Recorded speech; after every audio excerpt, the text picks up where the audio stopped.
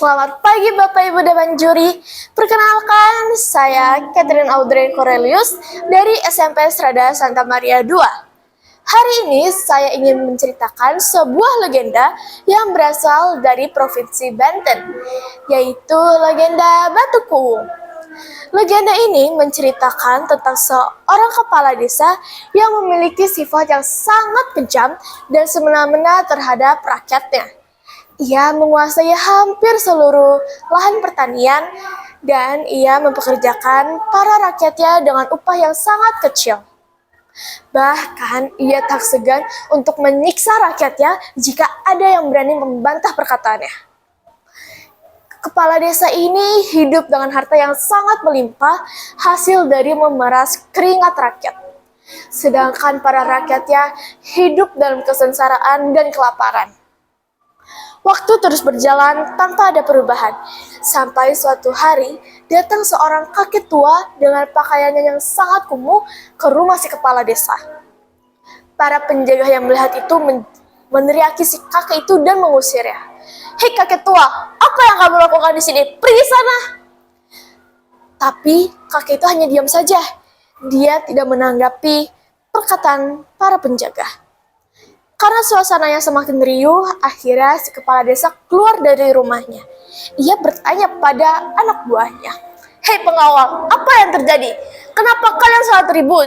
Kalian mengganggu waktu tidurku." Kesal si kepala desa.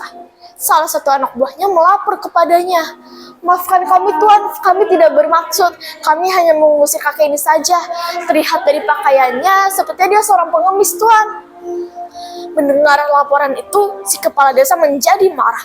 Dia melihat si kakek dan langsung menghina dan meneriakinya.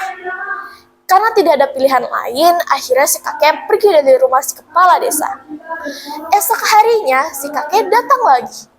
Para penjaga yang melihat kakek itu datang lagi, langsung masuk ke dalam rumah dan melapor pada tuannya. "Maaf mengganggu waktunya Tuan, saya ingin melapor. Kakek yang kemarin datang lagi. Dia hanya diam saja Tuan. Kami sudah coba usir tapi dia tetap tidak pergi." "Apa? Datang lagi?" Mendengar hal itu tentu si Tuan kaget. Saat ia keluar, benar saja ada kakek itu yang hanya diam. Dia menjadi murka dan dia memerintahkan salah satu anak buahnya untuk memukul si kakek. "Pengawal, usir dia. Jika dia tetap tidak ingin pergi, pukul saja," perintah si kepala desa. Salah satu anak buah yang mendengar perintah itu langsung mengambil sebuah tongkat kayu. Ia maju mendekati si kakek dan hendak memukulnya. Saat ia hendak memukul, tongkat yang digunakan malah patah. Dan anak buah lain yang maju untuk memukul si kakek malah terpental jauh. Melihat semua anak buahnya kalah, si kepala desa menjadi takut. Lalu si kakek datang menghampirinya. "Kepala desa, aku datang ke sini dengan baik-baik dan kau malah memperlakukanku dengan sangat buruk. Aku ke sini untuk memperingatkanmu.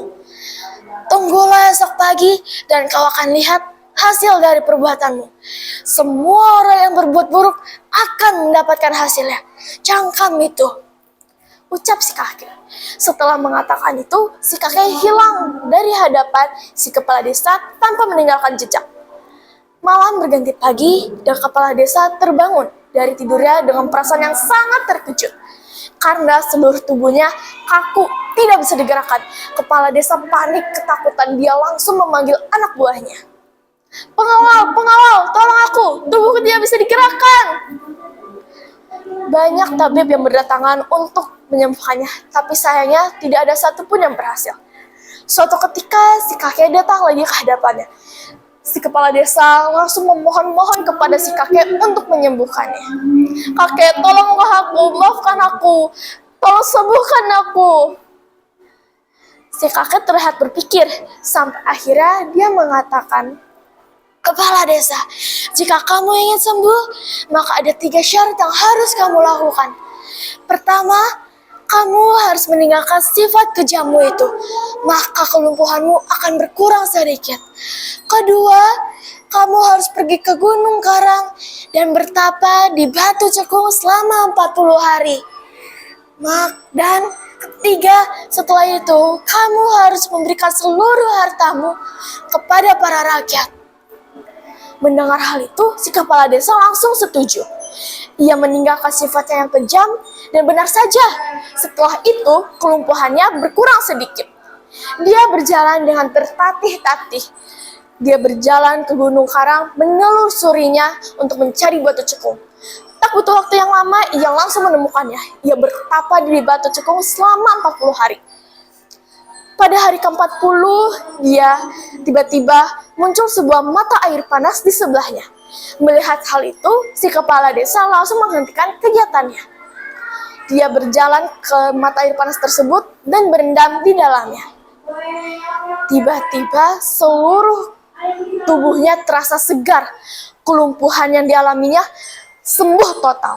Badannya menjadi sangat segar, padahal dia sudah bertapa selama 40 hari tanpa henti dan tanpa lelah.